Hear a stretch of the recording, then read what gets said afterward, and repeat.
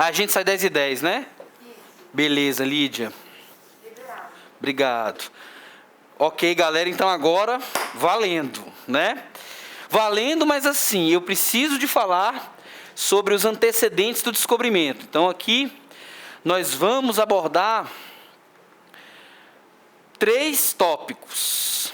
2 deles já constam no nosso edital, já constam no nosso planejamento, estarão no simulado de sábado. Nós vamos falar sobre os antecedentes do descobrimento do Brasil e vamos chegar até a parte da administração colonial, as capitanias hereditárias e os governos gerais.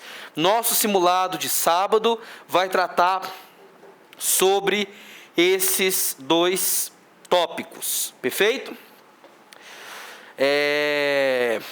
Bom, os portugueses chegaram no Brasil exatamente no final do século XV, em 1500, em abril de 1500. No entanto, esse episódio, ele é parte de uma história mais ampla, que é a história da expansão marítima portuguesa. E a expansão marítima portuguesa, por sua vez, as chamadas grandes navegações, elas representam um momento muito crucial na história moderna e na história da formação do capitalismo comercial. Quando eu falo em capitalismo comercial, eu não estou falando do capitalismo enquanto um sistema econômico maduro que existe hoje. Eu estou falando de um sistema econômico de base comercial, com o uso de moedas, mas que ainda não chegou ainda nessa estrutura financeira, dos juros. Ainda não se trata desse momento. Ainda falamos de um tempo, isso vai acontecer até o século XVI, aproximadamente. Ainda falamos de um tempo em que o ouro e a prata eram utilizados para fabricar moedas. Tá?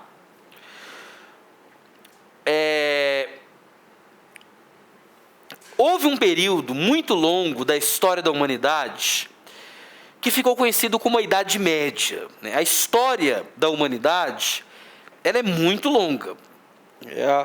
A Terra tem 4,5 bilhões de anos. A espécie humana tem uma história que vai de 2,5 milhões de anos até 200 mil anos, né? Se a gente for falar aí do surgimento do homem, né? Do Australopithecus ao Homo sapiens, né? O homem vai passar por um processo de povoamento do mundo, né? E isso vem desde a pré-história. E esse povoamento do mundo, ele vai levar esses homens da pré-história até o continente americano. Que esses foram os primeiros descobridores da América. Os grupos de Homo sapiens que passaram pelo Estreito de Bering há, 40 mil anos atrás. Nós vamos ter a Antiguidade, né, no Oriente Médio, no mundo grego, no mundo romano, no Egito Antigo. E são civilizações milenares, até chegarmos na Idade Média, que vai ser um período de 1000 anos, em que o mundo europeu, ele não conhecia estados modernos, não havia Portugal, Espanha, França, Inglaterra. O que havia era uma grande colcha de retalhos, de vários reinos, com fronteiras bastante incertas. E a economia que predominava nessa Europa medieval era a economia feudal. A economia feudal era uma economia de base agrária, era uma economia de subsistência, e havia uma necessidade muito grande da terra, né? As pessoas, elas estavam enclausuradas nos campos. A Europa estava dividida em reinos, os reinos se subdividiam em feudos. Dentro dos feudos, os senhores feudais eram os donos das terras, e havia uma base camponesa que era explorada E esse cenário ele permaneceu por séculos, foram 500 anos para esse sistema se formar, e depois ele levou mais 500 anos para se desintegrar. O que eu chamo de renascimento comercial e urbano durante a Baixa Idade Média diz respeito a um conjunto de transformações que começaram a acontecer nesta Europa entre os séculos XI e XV, que marcaram a crise dessa ordem feudal, dessa ordem baseada na economia de subsistência, na servidão, baseada na posse da terra. Esse mundo ele vai dar lugar a um novo mundo, um mundo baseado em feiras, um mundo baseado em artesanato, em moedas, em cidades, em circulação de mercadorias, pessoas. Isso está muito ligado a um outro fenômeno histórico que ocorre nesse período, que foram as cruzadas. As cruzadas foram conflitos entre a Europa católica e o Oriente muçulmano, que dominava territórios no Oriente Médio, e dentre os quais a cidade de Jerusalém, que era uma cidade considerada sagrada à tradição cristã. Então as cruzadas, elas apareceram como uma alternativa para mobilizar a população da Europa em direção ao Oriente, para expulsar do Oriente os muçulmanos, que dominavam praticamente o Oriente Médio e todo o norte da África. Os muçulmanos formaram um grande império islâmico no mundo medieval. E foi contra eles que a Europa cristã se insurgiu entre os séculos XI e XIII. Mas o que isso tem a ver, professor, com o renascimento comercial e urbano? Porque, entenda, a Europa ocidental, ela passou por um processo de crescimento populacional. O uso de novas ferramentas permitiram um maior aproveitamento do solo, permitiram aos homens e mulheres que trabalhavam no campo cultivar mais, colher mais, em menos tempo, passaram a se alimentar mais, a acumular energias e a aumentar as atividades sexuais. A reprodução humana levou a crescimento demográfico. E o crescimento demográfico começou a implodir o regime do feudalismo. O sistema feudal ele se baseava numa economia de subsistência. Então, dentro de um feudo, a população camponesa produzia o suficiente para alimentar os servos e os senhores feudais. Quando a população cresce demais, essa ordem ela fica incompatível. O número de bocas fica maior do que o número de alimentos. E aí você tem um sistema que começa a entrar em colapso. As populações começam a ser expulsas dos feudos. E uma alternativa vai ser tentar comercializar o excedente da produção agrícola nas cidades, nas feiras, que vão começar a aparecer a partir do século XI, XII. Então, o comércio ele vai virar uma alternativa à servidão feudal nos campos. Esse é o cenário da Europa. E o que ocorre? Ocorre que era um inchaço populacional de tal maneira que a igreja acabou aliando uma missão religiosa de mobilizar as populações cristãs da Europa a lutar no Oriente contra os muçulmanos e, ao mesmo tempo, fornecer para esses europeus cristãos a alternativa de encontrar terras no Oriente e se tornarem senhores de terra por lá. As cruzadas praticamente duraram 300 anos. Elas dominaram o imaginário europeu durante a Baixa Idade Média. Mas, professor, o que isso tem a ver com o renascimento do comércio e da vida urbana? É porque esses cavaleiros que partiram para o Oriente Médio para lutar contra os muçulmanos, eles entraram em contato com mercadorias, com produtos que passaram a consumir e que ganhou o gosto dos europeus no Ocidente. Eu estou falando sobretudo das especiarias, os temperos, as pimentas. Veja, e é por aí que o capitalismo comercial começa a se formar. Aliás, o capitalismo ele tem uma capacidade de colonizar os nossos desejos, de atacar os nossos prazeres, né? E repara, ele costuma criar hábitos de consumo em coisas que nos dão prazer. E precisa ser consumido em grande quantidade. O europeu desse período, ele tem uma alimentação carnívora, não tem freezer para congelar as carnes. Muitas vezes, esses alimentos são ingeridos em um processo de putrefação. A podridão da carne é disfarçada com excesso de sal. E quando eles partem para o Oriente, dentro do contexto das cruzadas, eles acabam se deparando com um universo novo. As pimentas, que são várias, o cravo, né? A canela, a pimenta do reino, você vai ter o cominho, você vai ter esse mix de temperos que tem no mercado, aquele mix de especiarias. É impressionante pensar que a revolução comercial do mundo moderno começou por uma coisa que a gente vai lá e paga R$14 no mercado. Começou por ali. Porque isso foi revolucionando o paladar, foi deixando os alimentos mais saborosos, e eles queriam mais, e eles queriam mais, e eles queriam mais. E não foi só isso, foi a cânfora, o incenso, a mirra, os tecidos de seda, a seda que vinha da China e chegava no Oriente, a porcelana, os tapetes persas. Gente, garfo não existia na Europa até a Baixa Idade Média. Tinha faca, a galera comia com a mão. O garfo é um refinamento do mundo oriental. Tinha no Império Bizantino, ali Grécia, Turquia, usava-se o garfo. Ele virou um refinamento do mundo oriental, do Mediterrâneo oriental, que foi chegando na Europa a partir desses mundos que foram se encontrando a partir das cruzadas. Os mercadores de Gênova e Veneza, no norte da Itália, foram os primeiros a ir buscar essas mercadorias no Oriente e revendê-las no Ocidente.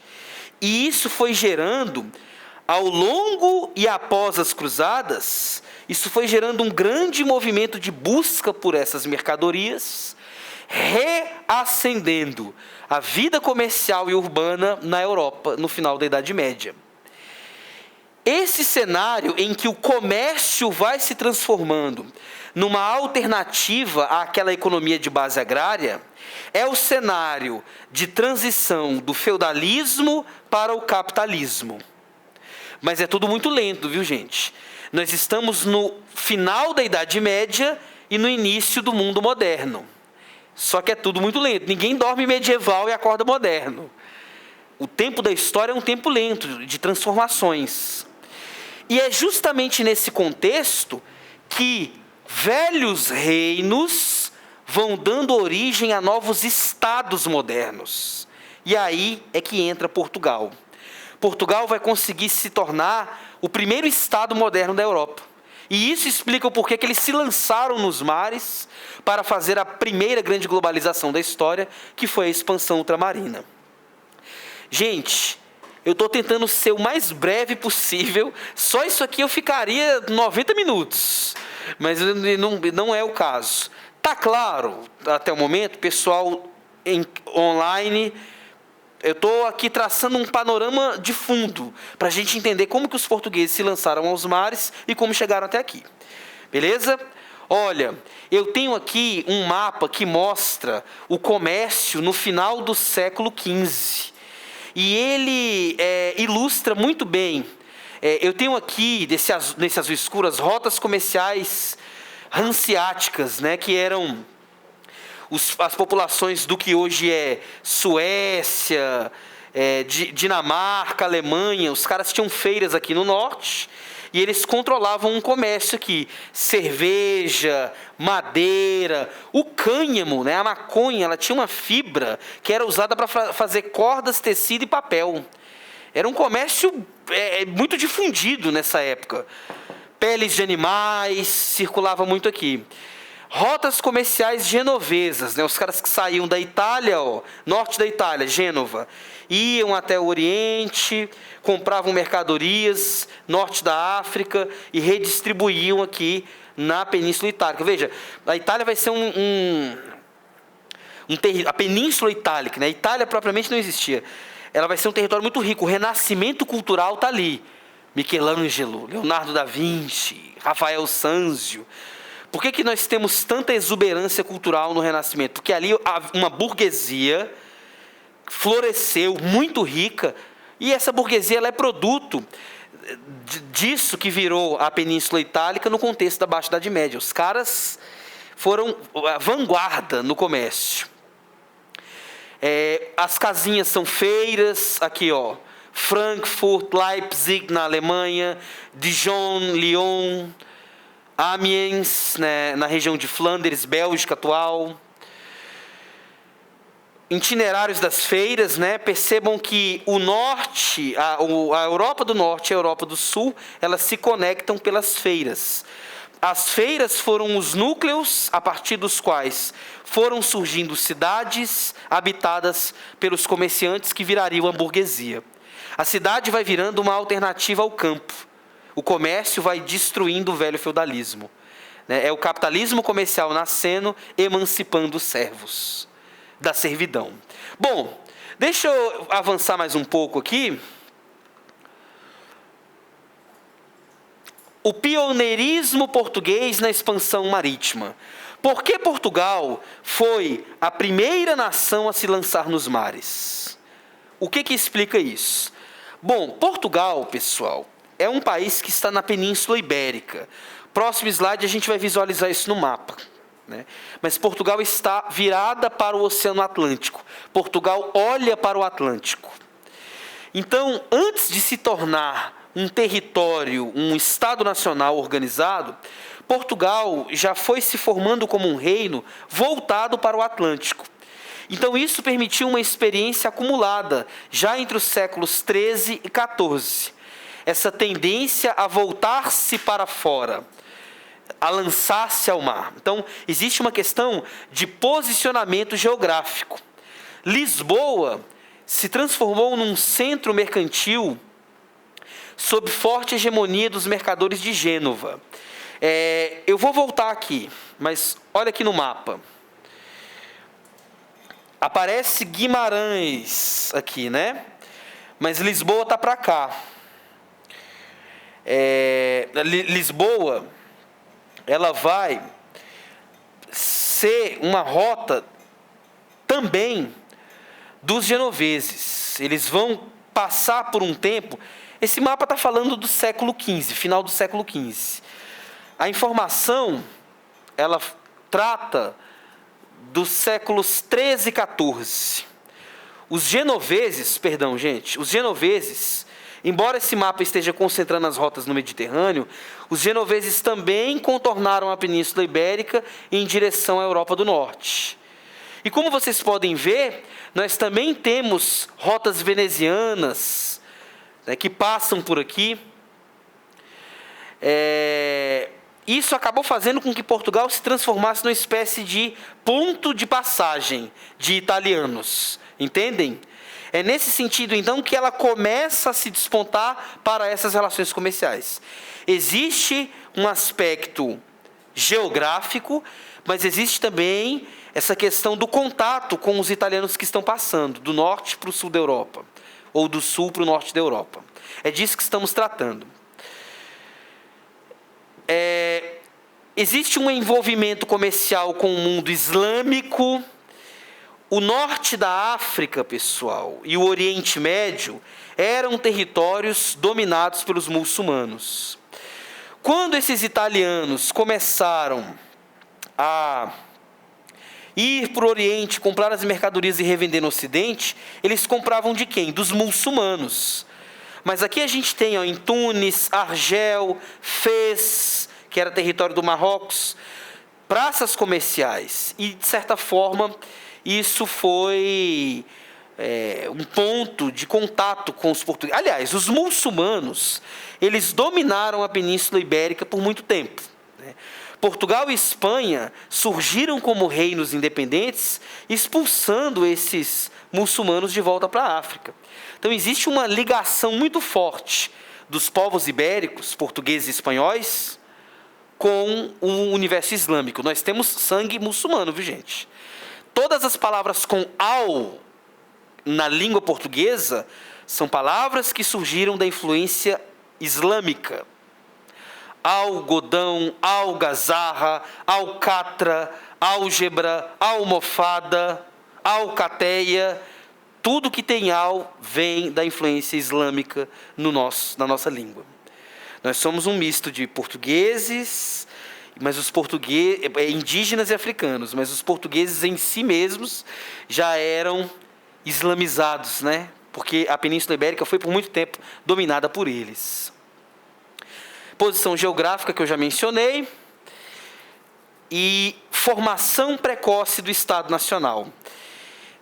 No século XIV, entre 1383 e 1385, Portugal conseguiu se expandir, expulsando os muçulmanos, e também se livrar da influência dos espanhóis que também estavam se formando ao seu lado. E houve uma grande união entre a nobreza e a burguesia de Lisboa, ligada à burguesia nascente de Lisboa, ligada ao comércio. Eles se uniram para se libertar do domínio de possíveis pretensões espanholas. Eles apoiaram uma casa de nobres, uma família aristocrática, e colocaram no poder um rei que foi Dom João. Ele pertencia à dinastia de Avis. O que nós chamamos de Revolução de Avis foi uma revolução política que resultou da união da burguesia com a nobreza e que apoiou uma monarquia que estava extremamente interessada em transformar aquele reino português num estado forte, organizado, centralizado, e que pudesse participar daquele comércio que agitava o Mediterrâneo, que pudesse ter acesso às especiarias do Oriente. Aqui está a Europa, aqui está a Península Ibérica, e aqui está Portugal e Espanha, aqui está Portugal. Perfeito? Olha Lisboa aqui, né? Cidade portuária. Então veja, olha o tamanhozinho de Portugal perante outras nações da Europa. E esse país pequeno se transformou no maior império ultramarino da modernidade. Onde a língua portuguesa é falada no mundo, ali um dia foi uma colônia. Brasil, Angola, Moçambique, São Tomé, Cabo Verde, Guiné-Bissau, Príncipe, Timor-Leste na Oceania, Goa na Índia, Macau na China, que só foi devolvida à China em 1999. Então não foi um império qualquer, foi um império que teve uma longa duração na história. E de todo esse império, a maior, a mais importante, a melhor colônia que eles tiveram foi o Brasil. Tanto é que a família real um dia aqui se instalou para se defender das guerras napoleônicas, e não queria mais sair daqui. Só saíram porque veremos lá na segunda temporada da série.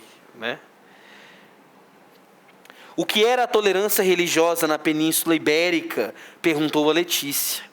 A tolerância religiosa foi o convívio de séculos entre cristãos, judeus e muçulmanos, quando Portugal e Espanha não existiam, e esse território ele era dominado por muçulmanos.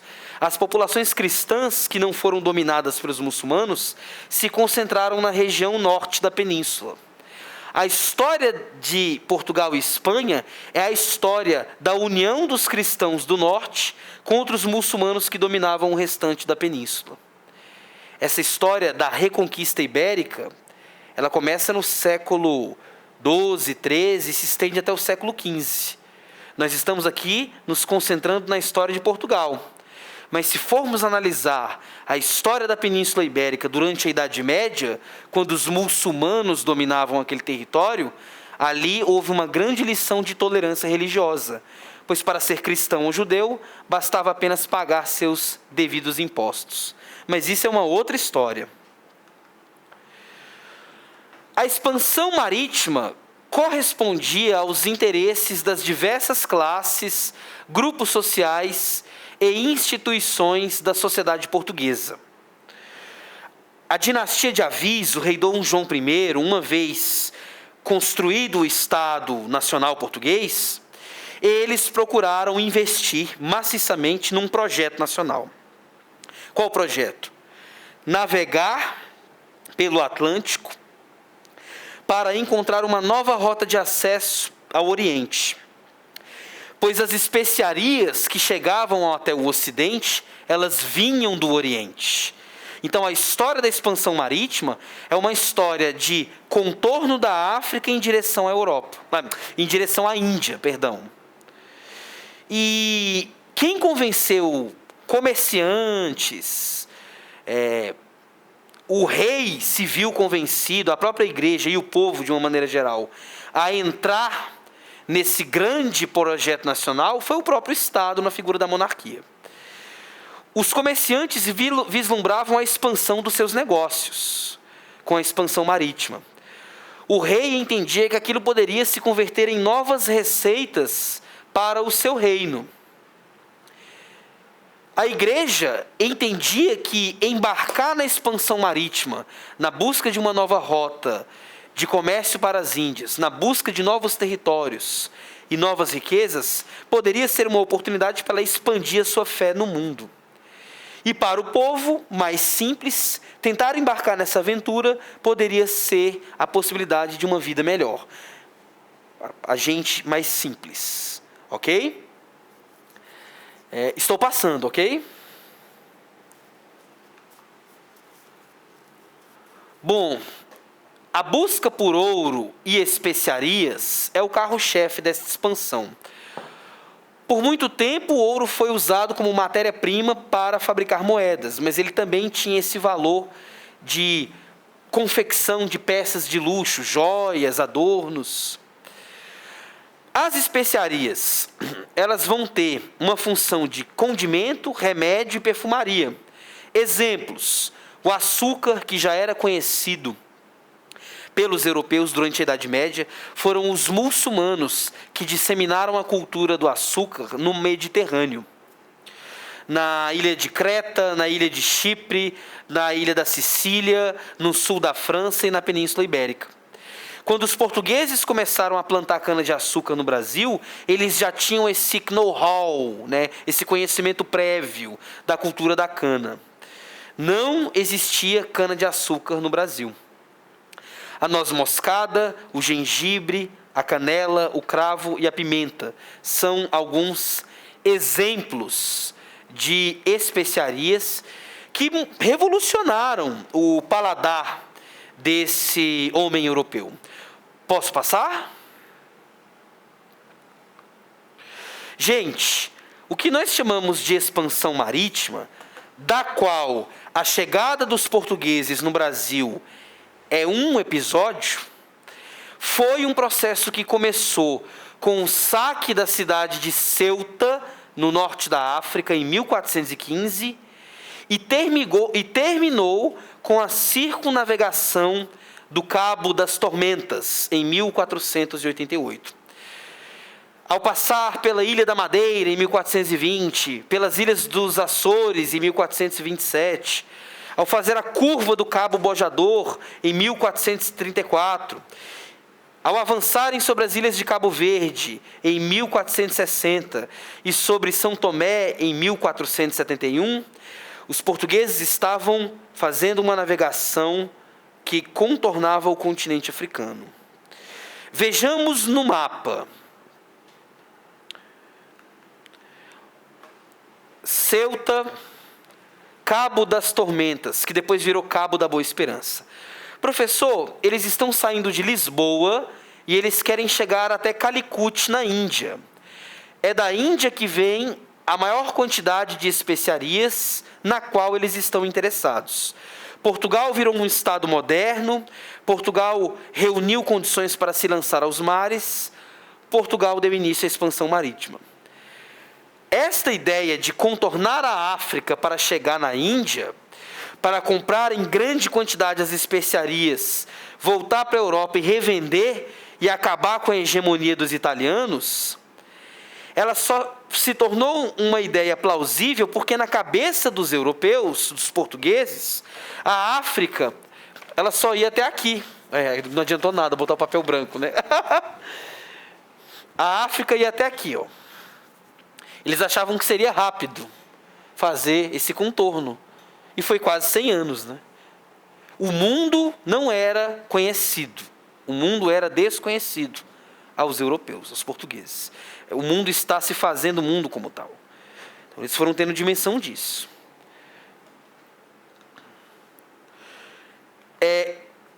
Eles descobriram o caminho das Índias em 1488. O navegador Bartolomeu Dias, ele conseguiu circunnavegar. Isso aqui foi feito pela primeira vez diretamente por Vasco da Gama. Quando eles descobriram essa passagem do Oceano Atlântico para o Oceano Índico, essa região era chamada de Cabo das Tormentas. Eles retornaram para a Europa. O rei Dom Manuel, que era o rei daquela época, mandou rebatizar esse território de Cabo da Boa Esperança. Esperança do quê? De chegar até as Índias. E antes que eles conseguissem fazer uma primeira viagem até a Índia, para poder ter acesso às especiarias e participar do comércio europeu e desbancar os italianos e virar uma potência econômica, a Espanha se transformou num estado moderno e contratou serviços de um genovês chamado Cristóvão Colombo. Ele queria provar que a Terra era redonda e que poderia chegar no Oriente pelo Ocidente. Então o Colombo, ele partiu aqui da Espanha, passou pelas Ilhas Canárias, passou pelas Bahamas, por Cuba, pelos atuais territórios de Haiti e República Dominicana e voltou, passando pelos Açores, uma breve parada em Lisboa, volta para a Espanha. E isso levou um tempo, mas isso aconteceu no ano de 1492. O Colombo achou que havia chegado ali pelo Mar do Japão. Ele achou que isso aqui era o Oriente. E o Oriente, naquele contexto, era chamado de Índias, no plural. Daí ele chamar de índios os habitantes que ele julgava ser das Índias. Então, quando chamamos os índios, os povos indígenas de índios, nós estamos reproduzindo um erro de Colombo, né? Porque havia uma diversidade cultural muito grande nesse continente, né? E ela foi ignorada pelo europeu. O que isso representou? Isso representou uma concorrência para Portugal. Agora Portugal tem um estado concorrente que está se lançando aos mares. Então foi preciso um acordo para dividir o mundo entre Portugal e Espanha. Esse acordo ele veio primeiramente por um tratado de 1493, que foi a Bula Interquetera. O Papa Alexandre VI chamou o rei Fernando da Espanha e o rei Dom Manuel de Portugal e dividiu o mundo entre eles. Uma linha imaginária no meio do Oceano Atlântico. Uma linha imaginária que passava 100 léguas a oeste das ilhas de Cabo Verde. As ilhas de Cabo Verde estão aqui. Nós vamos percorrer 100 léguas e vamos pensar numa linha imaginária. Tudo que for encontrado ao oeste dessa linha pertencerá à Espanha. E tudo que for encontrado ao leste dessa linha pertencerá a Portugal. Pela lógica da Bula Interquetera de 1493, toda a América seria espanhola, toda a África seria portuguesa. Desconfiando da existência de terras mais a oeste, a coroa portuguesa, no ano de 1494, assinou um novo acordo com a Espanha, jogando essa linha imaginária para 370 léguas a oeste de Cabo Verde. Com isso, em 1494, os portugueses garantiam para si o litoral brasileiro. Veja, Cabral chega aqui quando? Em 1500. De quando é o Tratado de Tordesilhas? De 1494. 6 anos antes. O Tratado de Tordesilhas é o maior indício de que eles sabiam da existência dessas terras. Indício, veja, não é uma prova. Debater se eles sabiam ou se não sabiam da existência dessas terras já não tem mais um sentido para nós. Porque os caras chegaram, dominaram, colonizaram. O que nos interessará são as consequências. Já já eu venho aqui, viu, gente? Para o chat. A expedição de Vasco da Gama, ela começou em 1497 e foi até 1499. Né? Ele sai de Portugal em 97, passa pelo Cabo da Boa Esperança agora, contornando a África Oriental, chega na Índia, volta em 1498. Chegando em 1499 em Portugal, no iniciozinho. A expedição do Vasco da Gama, ela foi extremamente rentável. Ela rendeu especiarias, tecidos, muitas mercadorias. De tal maneira que a coroa portuguesa, ela passou a entender que se fizesse uma outra viagem, Portugal se consolidaria como uma potência econômica na Europa. E aí essa viagem foi organizada para o ano seguinte, 1500. E sua missão foi dada a Pedro Álvares Cabral. Estou passando. E aí foi aí que tudo aconteceu, né? Ele teria saído de Lisboa em direção à Índia. E o argumento deles é o seguinte, olha, quando nós chegamos aqui em Cabo Verde, nós desviamos de uma calmaria. E sem querer chegamos ao Brasil. Né? Pensa do ponto de vista português, né? Você está desviando um pouco, né? E pá, chega em outro continente. Por muito tempo, eles normalmente insistem que foi um acidente. Né? É porque quando a gente olha a distância do Brasil para a África, né, fala, tá de sacanagem, né? Mas se a gente pensar por aqui, ignora a África, né? Pensa só na ilha de Cabo Verde, um desviozinho de rota. Não parece que não tenha sido um acidente. Mas, enfim, não vamos perder tempo nisso, é bobagem. O fato é que chegaram aqui em abril de 1500 e depois de permanecerem por alguns dias, seguiram viagem até Calicut. E aí, o que acontece? De 1500 a 1530, nós vamos ter o período pré-colonial. Perfeito? Esse período foi marcado por um certo desinteresse, porque o foco português eram as Índias. Então, em 1501, nós vamos ter as primeiras expedições de reconhecimento da costa portuguesa, da costa brasileira. Por muito tempo, isso aqui foi chamado de Ilha de Vera Cruz, Verdadeira Cruz, né? A linguagem, ela é um elemento de domínio. O colonizador, ele vai batizando. Dar nome às coisas é uma forma de dominá-las. Cabo das Tormentas, não, agora é Cabo da Boa Esperança, porque o rei assim quis. Pega lá o mapa mundi, está lá, Cabo da Boa Esperança.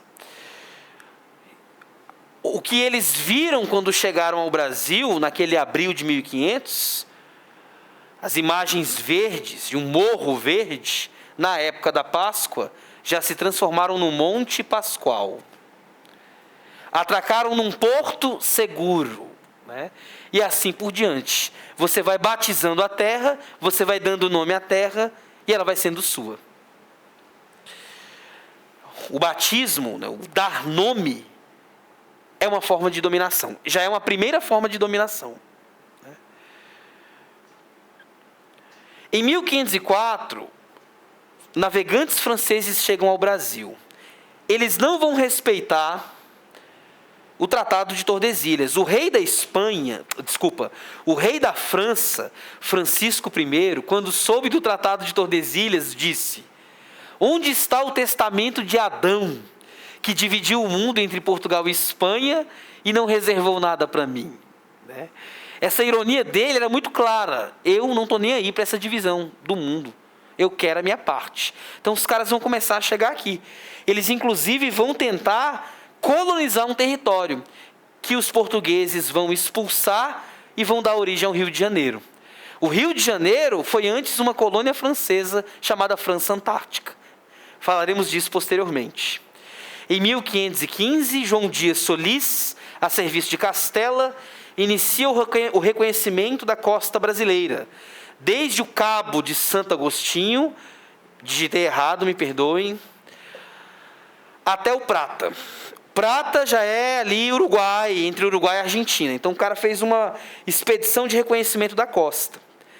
Antes disso, o Brasil foi chamado de Ilha de Vera Cruz. Vera Cruz, verdadeira cruz, né? A primeira coisa que fizeram aqui foi uma missa, né? E construíram uma cruz, porque a igreja ela está apoiando o processo de expansão marítima. Então, cristianizar os povos da terra era uma parte do projeto. Mas quando perceberam que isso não era uma ilha, era grande demais para ser uma ilha, começaram a chamar de Terra de Santa Cruz. O nome Brasil vai surgir a partir do momento em que o pau-brasil, chamado pelos tupis, os primeiros povos indígenas a manter contato com os europeus, chamavam de Araboatã. Os portugueses vão chamar de pau-brasil, o Brasil da brasa do fogo. Porque aquela madeira, uma vez cortada, ela ficava expelindo uma tintura vermelha que era utilizada para tingir tecidos na Europa.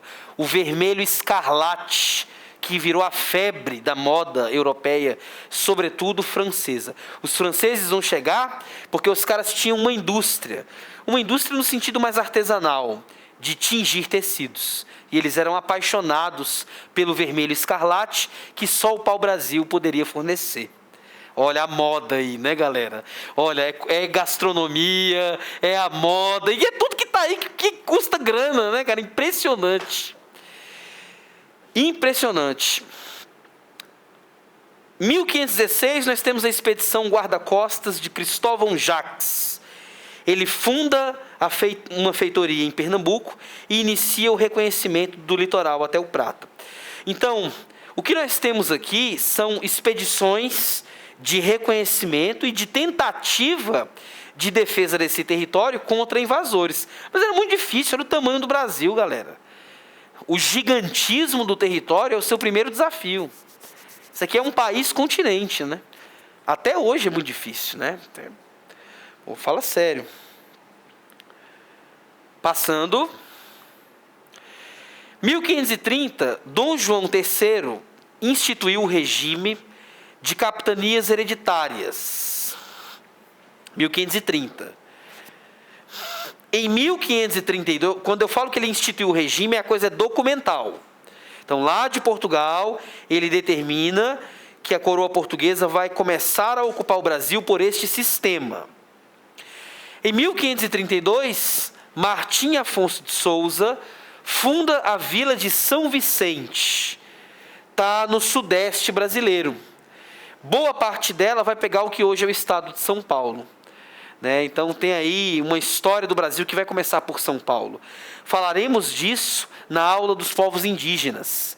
Porque os jesuítas ali, que foram estudar as relações entre indígenas e jesuítas, estudadas pelo João Manuel Monteiro, nos Negros da Terra, elas são nesse cenário.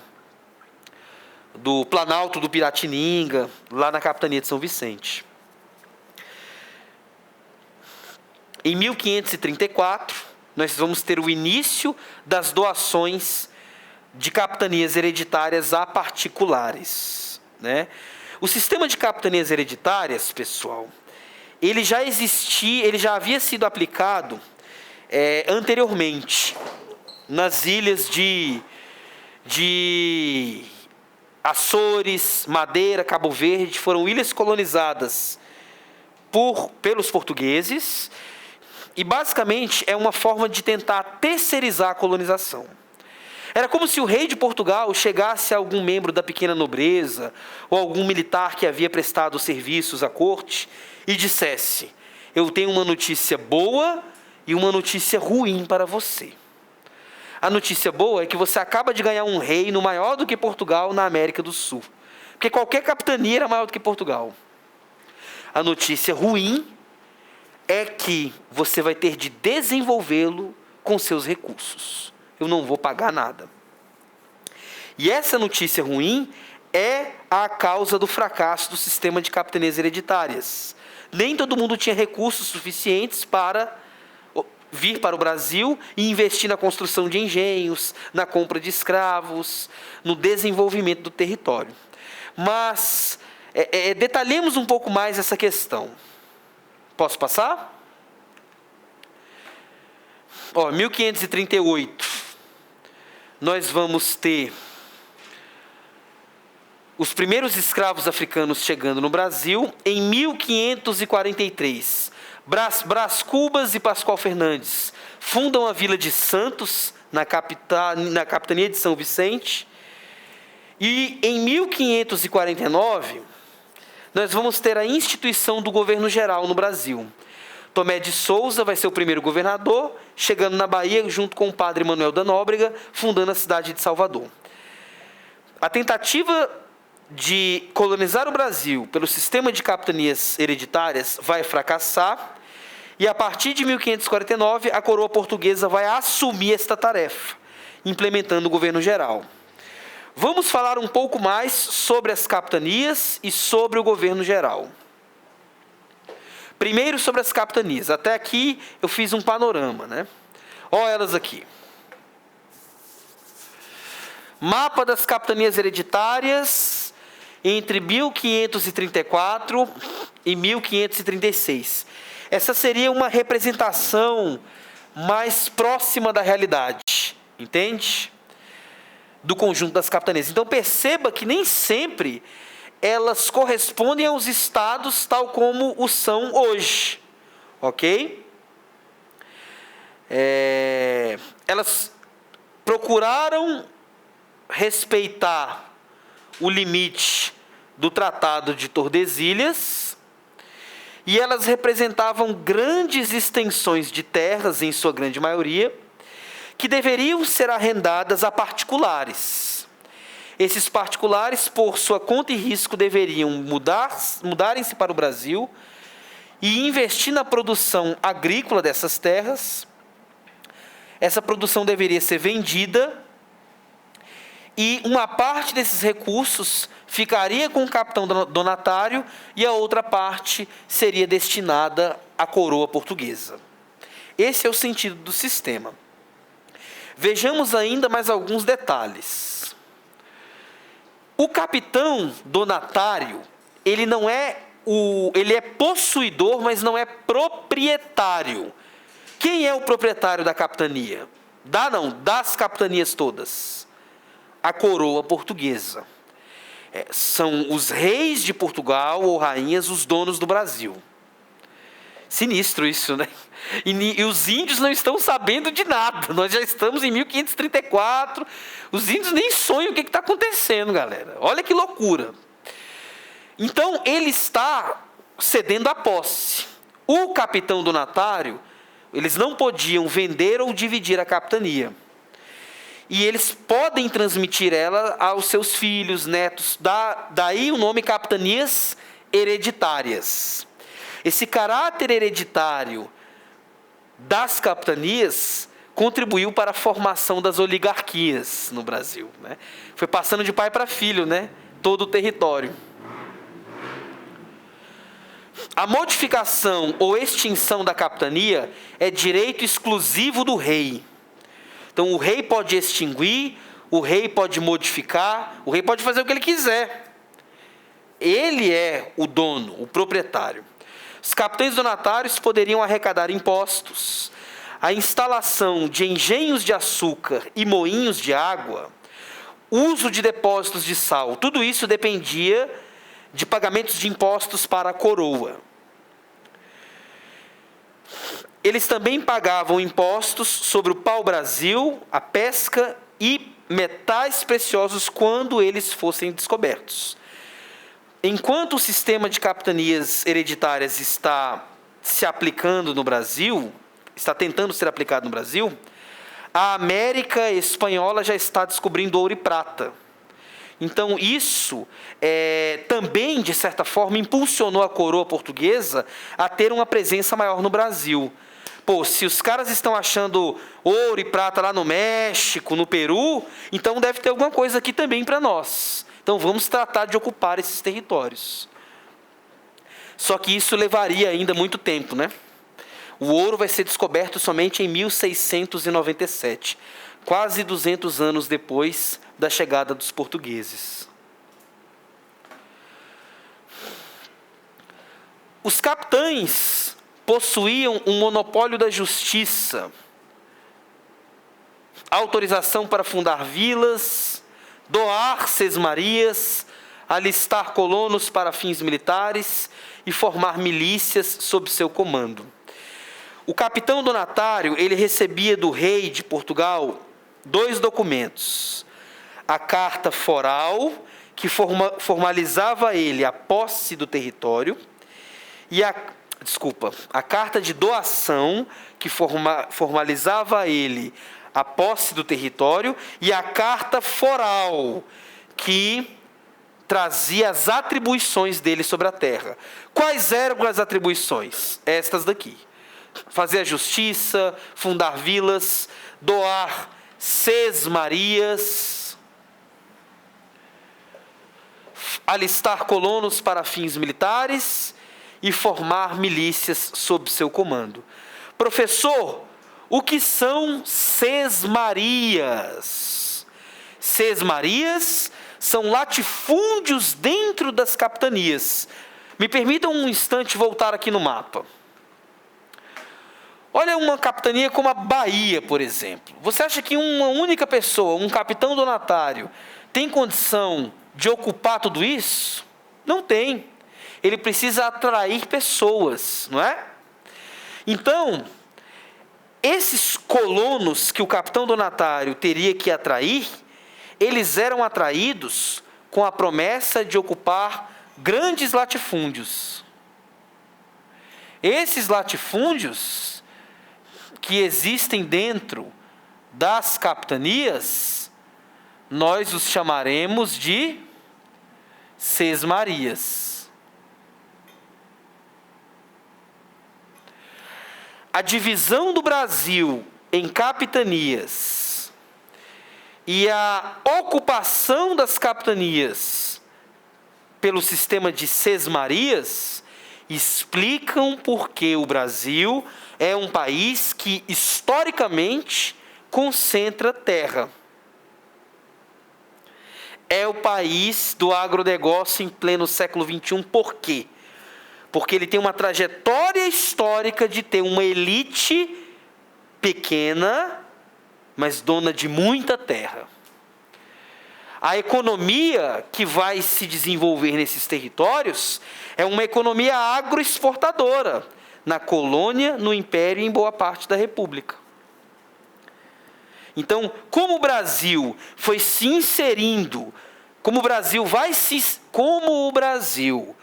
se inserir no sistema capitalista internacional como um fornecedor de produtos agrícolas, isso vai permitir com que uma elite proprietária de terras e que na época colonial e imperial era também dona de escravos, ela se consolide com base nesse sistema econômico. Quando nós chegarmos no século XX e o trabalho livre se consolidar e a modernização tecnológica chegar ao campo, a única coisa que vai acontecer é que nós vamos ter trabalho livre em menor quantidade, porque vai ser substituído por máquinas, e uma produção cada vez mais acelerada em larga escala de gêneros agrícolas. Onde isso parou? Agro é tech, agro é pop, agro é tudo, está na Globo. Por que a gente tem o agro é tech, agro é pop, agro é tudo? A história vai explicar isso. Não foi do nada. O país foi loteado, né? Em grandes quantidades de hectares para poucas pessoas. Então, por isso que a reforma agrária ela é sempre problemática, né? João Goulart, em 1964, caiu porque entre as coisas que defendia era a reforma agrária. Né? Terra é o assunto que não se toca. Já eu vim aqui, pessoal. Já eu vim aqui. Tô chegando. Eu parei nas Sesmarias, né? Então, tranquilo as Sesmarias? Atribuições da coroa. O que era atribuições da coroa, do rei de Portugal? Ele tinha um monopólio das drogas e especiarias. O que eu quero dizer com drogas? Nós vamos chamar de drogas do sertão, principalmente as especiarias amazônicas, que serão descobertas lá no século XVII. E a coroa vai monopolizar isso. Salsa-parrilha, cravo, canela, as especiarias amazônicas que vão ter de caráter gastronômico, de caráter medicinal, que vão ter uma grande aceitação no mercado europeu. A coroa vai fazer questão de monopolizar isso. Parte dos tributos. A aplicação da justiça, quando se tratasse de morte ou retalhamento de partes do corpo de pessoas de condição nobre. Uai, professor, o que é isso? Pena de morte, esquartejamento? Sim. A coroa que governa Portugal e coloniza o Brasil, ela é uma monarquia absolutista. E na monarquia absolutista, o rei tem o poder de vida e de morte sobre os corpos de seus súditos. Nós vamos ver isso lá nas revoltas da colônia. Tiradentes esquartejado, galera. Enforcado e esquartejado. Cada perna presa num cavalo, cada braço preso num cavalo, cada cavalo partindo numa direção, braços e pernas indo para direções contrárias, se desprendem, né? E todo mundo tendo que ver aquilo, e horrorizado. O que foi aquilo? Foi uma pena de morte aplicada pelo crime de infidelidade à coroa. O que foi aquilo? Foi o absolutismo da família Bragança, manifestando seu poder. Desobedeceu a rainha, Dona Maria I. Crime de lesa majestade, vai pagar com a própria vida. No absolutismo, o rei ou a rainha tem o poder de vida e de morte dos corpos dos súditos em suas mãos. Não havia democracia no absolutismo, não havia cidadania no absolutismo. Não existiam homens e mulheres livres e iguais perante a lei. Existiam súditos que deveriam se curvar à autoridade de um soberano. Isso, na Europa, só acabou com a Revolução Francesa, com as revoluções na Inglaterra. Em Portugal, isso acabou em 1820. Veremos isso ainda. Então, como nós fomos colonizados por uma monarquia absolutista, esse tipo de informação precisava de ficar claro. Olha, o capitão donatário ele tem poder de fazer justiça, mas pena de morte, penas mais rigorosas, monopólio da coroa. Isto é, se for para gente de condição nobre, né? Tirando as elites, o capitão donatário pode dar conta. Não tem problema. Caberia à coroa também, no sistema de capitanias, a nomeação de funcionários para garantir que as rendas da coroa fossem recolhidas. Gente, ninguém vira uma colônia espontaneamente. Uma colônia, ela é submetida à condição de colônia porque ela é forçada. Haverá uma ocupação militar, haverá a formação de uma elite colonial que vai tirar um pouco para si, mas vai ser muito obediente à coroa. E haverá também a nomeação de funcionários para fazer com que o sistema de colonização funcione. Os demais colonos vão sofrer com essa ocupação. Isso durou até 1822 no Brasil. Toda a América foi colonizada. Existiram vários tipos de colonização. Alguns modelos semelhantes, outros distintos.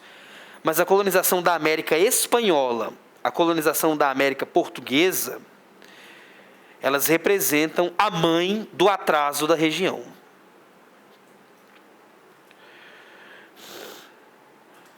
Uma obra que faz um panorama bem interessante. Duas obras clássicas que fazem um panorama bem interessante do processo de colonização.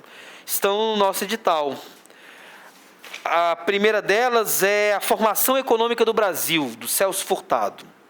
Quem quiser ler, vale a pena. Ele vai falar também de Império e de República, mas é uma história econômica. Vou trazer Celso Furtado para as nossas aulas esse ano, com mais força. E a outra é o Caio Prado Júnior, Formação do Brasil Contemporâneo, que também dá um bom panorama sobre a colonização. Formação Econômica do Brasil, Celso Furtado. Formação do Brasil Contemporâneo, Caio Prado Júnior. Tratam da colônia assim, numa visão panorâmica bem interessante. Por que que o sistema de capitanias hereditárias não deu certo? Por que que ele fracassou? Primeiro, a falta de recursos por parte da maioria dos capitães donatários. Colonizar um novo território na América não era uma tarefa muito simples, né? Então, isso demandava recursos que nem todos tiveram. Desentendimentos internos de algumas capitanias, né? A briga pelo poder, dificuldade de comunicação. Tudo era muito lento, pessoal. Tudo era muito lento. Uma viagem entre Europa e Brasil levava 50 dias. A inexperiência de muitos capitães donatários e os donos da terra, né, galera? Os índios não vão dar mole. Eles vão partir para o ataque. Inicialmente, eles foram aceitando aquela presença estranha. Sem sombra de dúvidas, deve ter sido um dos maiores choques culturais da história. O espanto dos indígenas com a chegada dos europeus.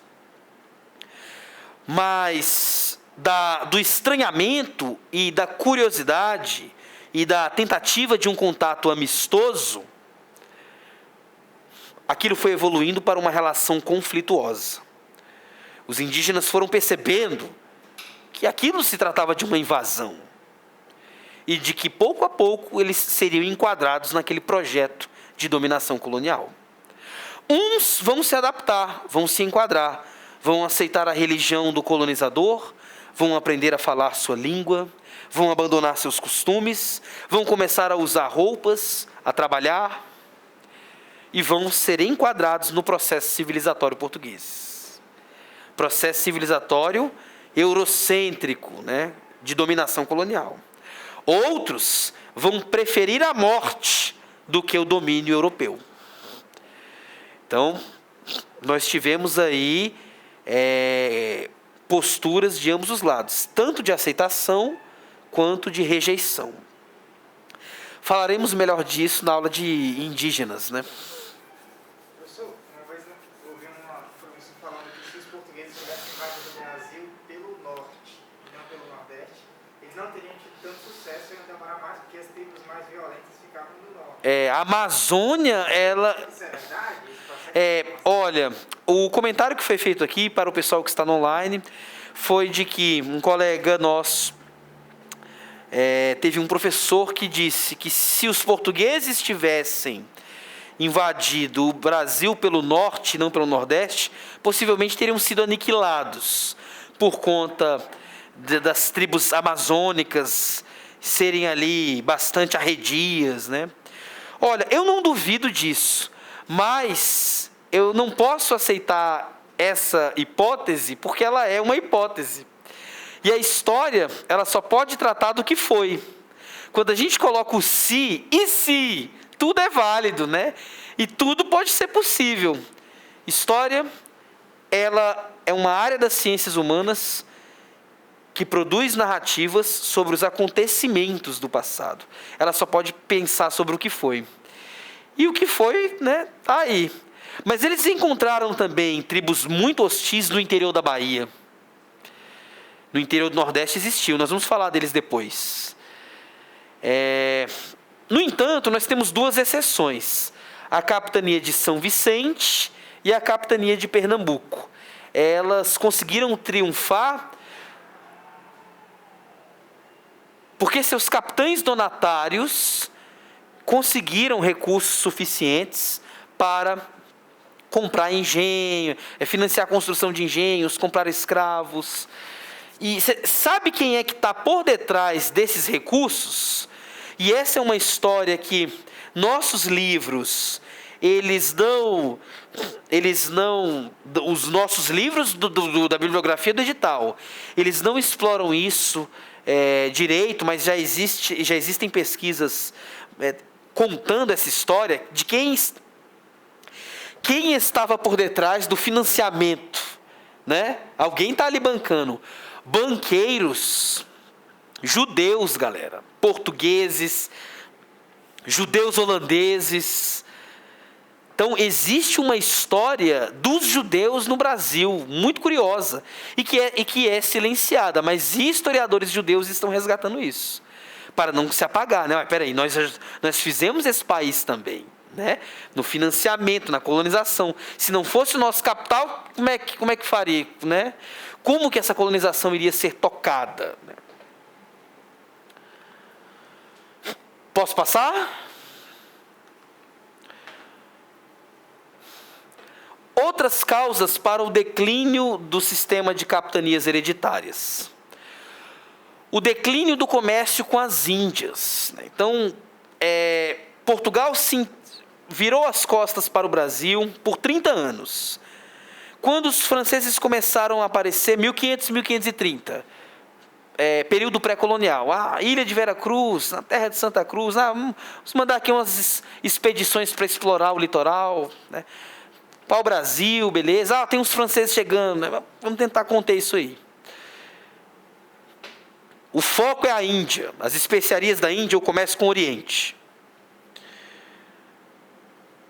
Quando esse comércio começa a entrar em declínio, isso também tem a ver com uma concorrência islâmica que começa a atingir aquela região. Eles, então, se veem obrigados a se voltar para o Brasil. Por outro lado, o sistema de capitanias hereditárias não conseguiu atingir os objetivos. Portugal queria colonizar o Brasil sem gastar com ele. E isso não deu muito certo. Então, isso levou a coroa portuguesa a implementar, em 1549, o sistema do governo geral. Tomé de Souza vai ser o nosso primeiro governador geral. E o que isso significa, pessoal? A implementação do governo geral, ela significa o Estado português, a coroa portuguesa, está assumindo a tarefa da colonização. Agora é a responsabilidade da coroa. Isso significa que as capitanias foram extintas, professor? Não. Elas passariam por um processo lento de subordinação ao poder central. Isso durou quanto tempo? Séculos. Aí foi passando de pai para filho, né? Enquanto as capitanias não eram totalmente controladas por um poder central, é de pai para filho. E nessa de pai para filho, as oligarquias vão nascendo. A terra vai ficando no controle de famílias. E isso é um outro ponto. A história do Brasil é a história da formação e do domínio das oligarquias sobre o Brasil, cara. Uma meia dúzia de famílias aí. Meia dúzia eu estou exagerando, né? Professor, eles já poderiam começar a vender a parte da... Assim como já acabou a capitania hereditária? Não. Vender não. Continua sendo uma atribuição da coroa. A pergunta que foi feita aqui, pessoal que está no online, Foi uma pergunta muito importante. Com a instalação do governo geral, então era possível vender as capitanias? Não. Elas continuavam hereditárias, né? Os capitães continuavam a transmitir a seus filhos, netos, bisnetos, a posse das capitanias, mas aquelas regras que continham atribuições da coroa, elas continuavam valendo. As atribuições dos capitães donatários vão desaparecendo. Quem é, então, que vai ter de assumir aquelas atribuições dos capitães donatários? O governador geral. Só que isso também vai levar muito tempo. Vai levar muito tempo, porque os meios de transporte eram precários, comunicação, então, nem fala. Era tudo muito lento, né? E nessa lentidão da comunicação, para que a autoridade pudesse se impor, porque veja, se os governadores gerais chegassem aqui com exércitos numerosos, né? Acabou, as capitanias agora são da coroa, vaza daqui. Mas não foi o caso, não tinha Para a coroa portuguesa fazer isso, ela ia ter que gastar com o serviço militar. E ela ia ter que gastar o que ela não tinha. E por que ela iria apostar tanto, né? Veja, nós estamos no início da colonização. Aqui a coisa vai começar a engrenar. As plantations de açúcar vão começar a ganhar sua força, e aí sim vai valer a pena, porque serão toneladas de açúcar produzidas e exportadas. Aí vai começar a gerar lucro. Mas até que começasse a gerar lucro, foram quase 50 anos, galera. Meio século. Né? Foi pegando no tranco, né? Mas também, na hora que foi, meu amigo, acabou. Aí o Brasil vai deslanchar como um gerador de lucros para a metrópole. Aí sim, o sentido da colonização é atingido. Qual é o sentido da colonização? Qual é o sentido da colônia? Fornecer lucros para a metrópole. Nós vamos falar disso ainda. E quem fala do sentido da colonização é o Caio Prado Júnior, no Formação do Brasil Contemporâneo. É bom demais, a cabeça fica assim, ó. Você acredita que eu chego em casa e eu não consigo dormir, cara? Porque eu chego pilhado. Às vezes eu vou estudar ainda até uma meia-noite, eu tenho que acordar cedo para dar aula. Mas a cabeça fica assim, ó. Preciso estudar. Gente, eu estou chegando aqui. Oi. Então, esse governo geral foi criado não foi nem por causa do fracasso das capitanias, foi por causa do problema com as índias que já não estavam... As duas coisas. A pergunta que foi feita aqui é: o governo geral ele foi criado pelo fracasso, pelo declínio do comércio com as Índias, e não tanto pelo fracasso do sistema colonial? Na realidade, são as duas coisas. Elas se conjugam. Eu tanto tenho de um lado o declínio do comércio com as Índias, quanto tenho do outro o sistema não engrenando. Na verdade, o que o governador geral deveria fazer era impulsionar essas capitanias, né? Mas a coisa vai ser muito lenta. O governo geral representou um esforço de centralização administrativa. E aí, eu chego aqui no nosso último slide, e ele nos traz um esquema de como foi se desenhando essa administração colonial. Veja, eu tenho o rei de Portugal, está lá na Europa. O que ele vai fazer a partir de agora? Ele vai nomear os governadores gerais. Tem prazo? Ele que determina, ele faz o que ele quer. Coisa boa é ser um rei absolutista, né? Tem que prestar contas a ninguém. Então ele vai lá, você governe o Brasil para mim. Esse cara, ele vai governar o Brasil a partir de onde? A partir de Salvador. Salvador foi construída... Alô, Salvador! Fala, galera! Que é bom que tem gente do Brasil inteiro, né? Conheci Salvador no início do ano passado, antes da pandemia. Lindo, maravilhoso. Foi a primeira capital da colônia, né? Ela foi construída para isso. O governador geral, então, se instala ali. Aí ele vai ter o ouvidor-mor, que é quem vai cuidar da justiça, ele vai centralizar as questões de justiça em suas mãos.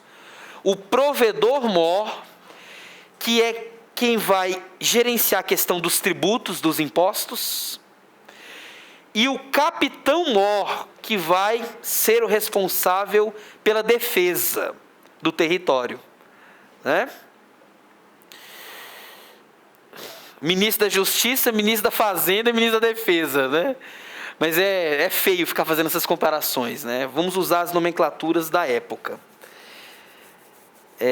E aí o que acontece? Abaixo dessas autoridades, dessas 4 autoridades, do governador-geral, do ouvidor-mor, que cuida da justiça, do provedor-mor, que cuida da questão financeira, econômica, dos tributos, e do capitão-mor, que trata da defesa, eu tenho as capitanias hereditárias. Hereditárias porque continuam a existir, seus capitães, eles continuam a transmitir a posse de pai para filho. A tendência geral é que o governador-geral passe a ter maior controle sobre as capitanias. Mas os capitães donatários, eles vão reivindicar um direito de defender seus interesses locais. Chamamos de hereditárias e reais porque elas são da coroa portuguesa, né? Esse real é no sentido de que, em última instância, aquilo ali é da coroa. E aí, pessoal, eu chego num ponto muito importante da nossa aula. As capitanias hereditárias, dentro das capitanias, os capitães donatários, eles procuraram reivindicar um espaço para defender seus interesses. Espera aí, agora tem um governo geral e eu perco tudo? Não, eu quero um espaço onde eu possa defender os meus interesses. Os interesses dos meus, né? Os meus interesses e os interesses da minha gente. Olha o espírito oligárquico aí nascendo, né? E aí, então, eu já estou acabando, formam-se as câmaras municipais. As câmaras municipais, elas vão ser espaços de representação dos interesses dos capitães donatários e de seus correligionários. Elas vão ser ocupadas pelos chamados homens bons.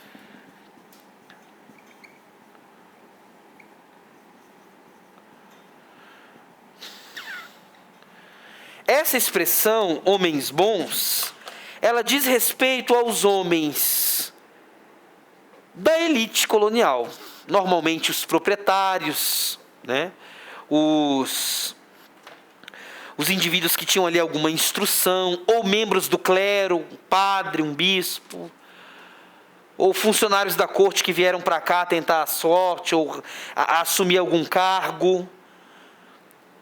Esse grupo formava uma pequena elite branca, proprietária, instruída, que era eleita por por seus pares, para ocupar as cadeiras das câmaras municipais. E ali eles defendiam seus interesses, eles conseguiram o direito de administrar alguns aspectos de natureza local. Eles conquistaram um espaço que preservava a defesa dos seus interesses locais. Dentro de cada capitania, nós vamos ter uma câmara municipal. Essas câmaras municipais vão ser ocupadas pelos homens bons. E esses homens bons estão ali, pessoal, intimamente ligados a essas famílias, donas do poder econômico. É o embrião das oligarquias no Brasil, nascendo em todo o território. Está claro isso? Essas câmaras, elas representaram uma espécie de meio termo. Olha, tem o governo geral, os capitães donatários estão perdendo seus poderes, mas nós vamos encontrar um meio termo aqui para vocês respeitarem a autoridade do governador geral, que sempre vai falar em nome da coroa, e ao mesmo tempo defenderem seus interesses. Esse espaço é a Câmara Municipal. Tranquilo?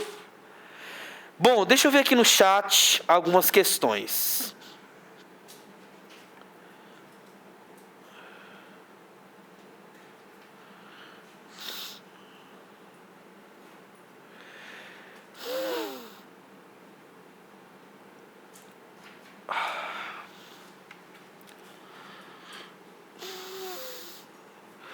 Por que eles não foram por terra, já que para eles a África era pequena? Porque o norte da África, essa pergunta foi feita no início da aula, quando eu estava falando da expansão marítima, né?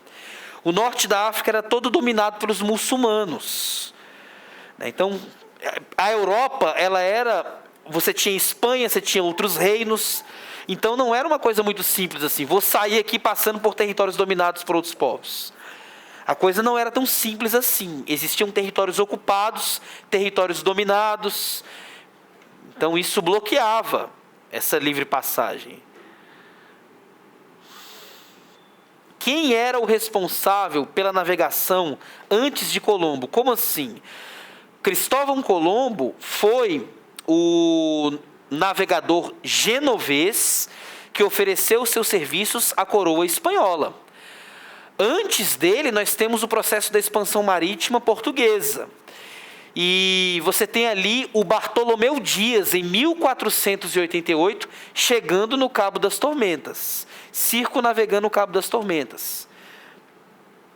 Entre Bartolomeu Dias, que é o português, e o Vasco da Gama, que é o primeiro a ir para a Índia, que também é português, você tem essa expedição a serviço da Espanha, feita pelo Colombo, que leva o Colombo até o Caribe, né? As capitanias são originadas a partir da determinação em 1530 ou a partir da doação em 1534. Ocorre, Letícia, que você tem a documentação, a determinação ela vem via burocrática, coroa portuguesa. Ela cria um documento para essa determinação em 30. Em 32, você tem essa expedição colonizadora do Martim Afonso, que resulta na fundação de São Vicente. E em 34, os processos de doação se iniciam. Então, tem uma ação de natureza documental em 30 e uma ação efetiva de tentativa de ocupação 4 anos depois.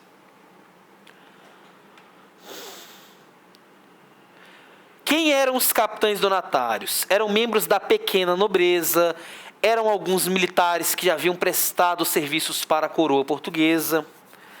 A grande nobreza não tinha razões para se envolver nesta aventura arriscada e sem muitas garantias. Coisa boa no absolutismo era ser nobre ou filho de nobre. Mas a pequena nobreza, né, ela não tem uma vida lá tão promissora assim. Mas não eram exclusivamente pequenos nobres. Existiam ali alguns funcionários da corte, existiam ali alguns militares que já haviam prestado serviços para a corte. Quando se deu o fim da extração do pau-brasil nesse contexto? Há uma transição entre pau-brasil e as sesmarias. Até 1550, nós temos ali pau-brasil sendo extraído.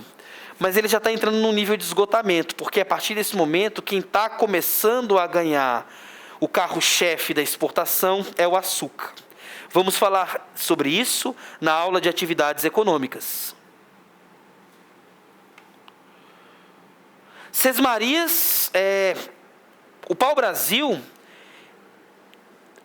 é uma matéria-prima que é uma atividade extrativista. Exploração de pau-brasil é uma atividade extrativista, na qual eu retiro da terra uma madeira que fornece um líquido importante para a indústria de tinturaria na Europa. Ok? Sesmaria é o território, é o latifúndio dentro das capitanias. Né? Acho que houve uma confusão aqui, mas sem problemas.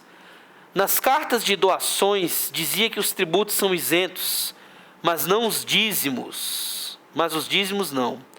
Qual a diferença entre eles? Não consegui visualizar no contexto histórico. Não ficou muito claro para mim isso aqui, porque, veja, a carta de doação, ela só formaliza a posse da terra pelo capitão donatário. As atribuições do capitão donatário, elas estão de maneira muito clara, explícitas na carta foral. E aqui na nossa aula, eu deixei muito claro quais eram as atribuições do capitão donatário? Instalar engenhos e moinhos, pagar impostos, monopolizar a justiça, fundar vilas. Essas são as atribuições, ok? Dízimo se paga dentro da igreja, né, quando as paróquias começam a ser construídas.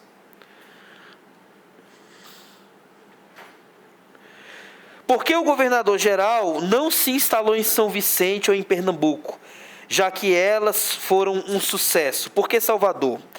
Porque o açúcar Ísis, ele vai ter a sua força motriz no solo nordestino, Bahia e Pernambuco. Então a capital, ela tem que estar instalada nas áreas que serão economicamente promissoras. Como vai ser a Bahia e Pernambuco os grandes centros econômicos de produção de açúcar e não São Vicente, embora tenhamos ali alguns engenhos, mas nada vai se comparar com Bahia e Pernambuco, porque Bahia e Pernambuco vão ter condições climáticas e solo favoráveis para isso.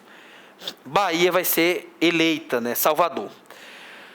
Haverá um declínio do açúcar, estudaremos isso, e com a mineração situada no sudeste brasileiro, Minas Gerais, a capital vai deixar de ser Salvador e vai passar a ser o Rio de Janeiro, porque o Rio vai estar mais próximo de Minas do que Salvador, mais próximo das áreas de exploração do ouro, beleza? Então a capital no contexto colonial, ela está vinculada ao contexto econômico. Onde existe uma área economicamente mais promissora, é interessante que o centro administrativo da colônia esteja perto dela. Tranquilo? Todos cansados, né?